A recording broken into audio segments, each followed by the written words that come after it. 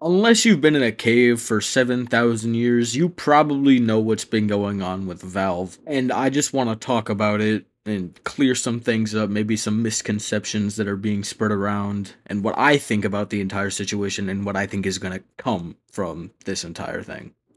So, first things first, AI art.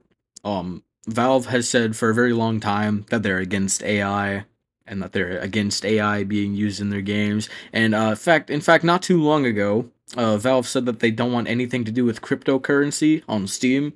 But just today, they gave the green light for generative AI being able to be used in games. The policy that came with this was that the people who use the AI in their games have to somehow prove that the AI is theirs, like that they own the AI generative art and like that they made it. I don't really know how they're gonna execute that because AI art is very easy to steal and manipulate. So I don't really know what the deal is with that, but I guess we'll have to see what happens. The next thing is TF2. So unless you haven't played TF2 anytime in the past 24 hours, you probably know about the item servers. They just don't work. They've been completely offline for an entire 24 hours, and Valve has been radio silent about it. And this is really weird because it comes right after a patch that fixes some of the Smithmas maps, and also they moved around a cow, so I guess a cow is the reason that the item servers don't work anymore. Another thing is the random increased numbers of bots, especially during Smithmas. You would queue into a lobby and like 9 out of 10 times it would just entirely be bots. And again, Valve has been radio silent. They have said nothing about the issues about the bots or the item server, so we're just kind of left here to speculate about what they're doing. The last thing I want to talk about is that Valve is not the same Valve from 2007 anymore.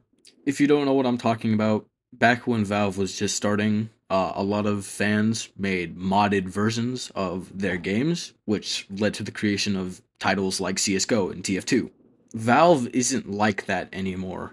Today, they DMCA'd the creators of TF2, Source 2, Amper Software for literally no reason. It just came out of nowhere. They didn't say anything about it until now, which is strange because it's been in development for like 3.5 years now. This is a similar situation to what happened with TF2 Classic. Valve basically told them to stop distributing the game and then went completely silent. They didn't say anything after that, so they just resumed operations and they haven't said anything against that. They also DMCA'd Portal 64, which is a rendition of the game Portal if it was able to run on an N64, which is more understandable because I don't think Valve wanted to get in any legal trouble with Nintendo, but it's still sad to see it go. And this might be just me coping extremely hard, but something similar happened when CS2 was in development. A few people had made mods that put Counter-Strike in Source 2 before Valve did, and Valve took all those games down, and then like 7 months later, they announced CS2. So all of this has led to the revival of Save TF2. It was trending on Twitter a little bit ago, and the posts keep coming in. People are complaining. People say that TF2 needs to be fixed.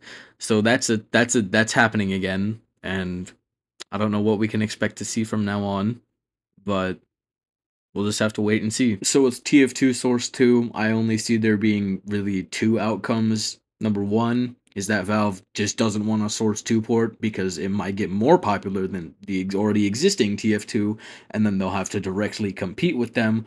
Or Valve is already making a Source 2 port themselves, which I really don't think that they are. And then the item server situation, it was either genuinely a mistake or they're just trying to kill off TF2 in preparation for the Source 2 TF2 that they're making. Of course, I really don't think that that's the case either. But in any scenario, let's just hope that TF2 gets fixed sometime soon so we can go back to playing regularly. And that's about all I have to say for this video. Thanks for watching, guys.